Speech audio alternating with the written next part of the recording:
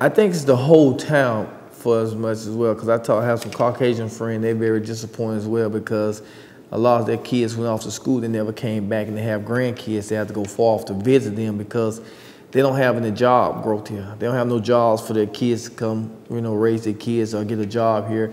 You got 3 companies now. You got Gold Kiss, which is like outside of Madison, and Live Oak.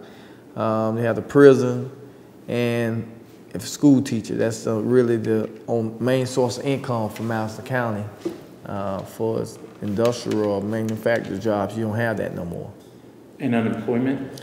Unemployment, I mean, it's probably 65%. I mean, it's low poverty here. You go to McDonald's and work, to survive if you want to survive, but it's really no employment here. Unemployment is high. It's very high here.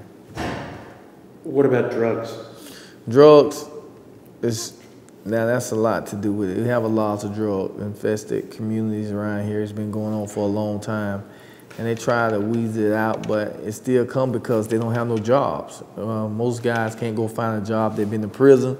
They don't have an outlet to come back and get restored back in society to get a job, and they don't offer nothing like most communities offers things back when they go and do their time and try to bring them back to society so they could be successful, not go back down the same road. But they don't have anything open for them to be able to do besides going to sell drugs.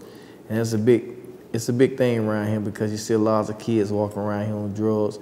Even in high school now, you see them same way walking the streets all in the summertime. They don't even have summer programs for us. You don't have a pool in this community, in this town, that a community pool that the kids go in the summer program and do things like that.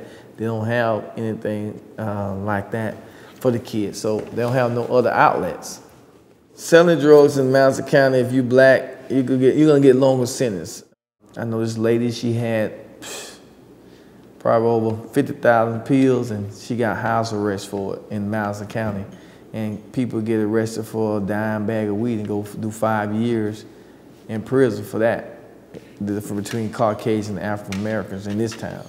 Right. I think they target the black community because that's the only time they come in the black community. They're not in the black community besides arresting them for drugs. You understand what I'm saying? So if you're serving, again, you get to know the community. I understand you want to take the drugs off the street, but your service is to make the community better, all right? So you have a job to do. So the only time I see them, a couple of them, I have a couple friends on the force that I see them all the time. They stop and talk to me. But the other 90% is only when they busting someone for drugs. You never see them.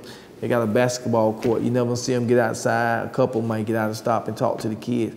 But when it's time to arrest them, they're there. So they feel not protected by them. You understand what I'm saying? So my biggest thing, and I've spoken with the sheriff about it as well, not just arresting them when they do something bad, because if you just discipline your kid when they're bad, but when they're doing good, you'll never say that to them. They don't think you're the worst parent in the world. It's the same way with law enforcement.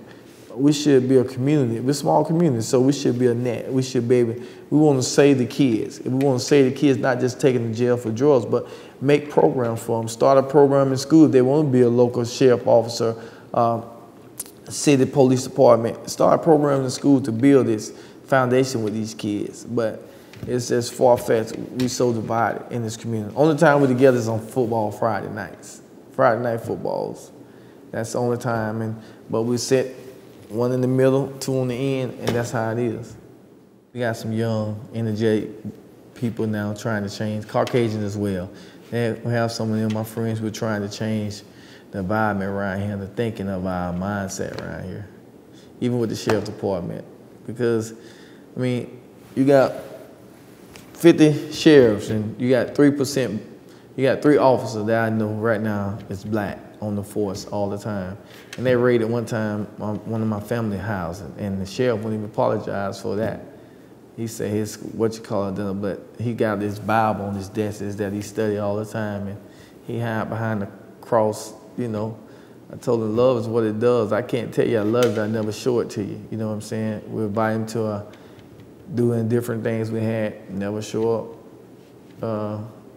Some go on drugs or some go on crime, he could come. But I understand when you're in position, you know, it's a community. It's not just one side of the neighborhood you're on. You're in all the county, Madison County, so you got all the county. So I think he have an open door policy. He said you could come in there and talk to him, but you come in and talk to him, it's not an open door policy. It's just saying that.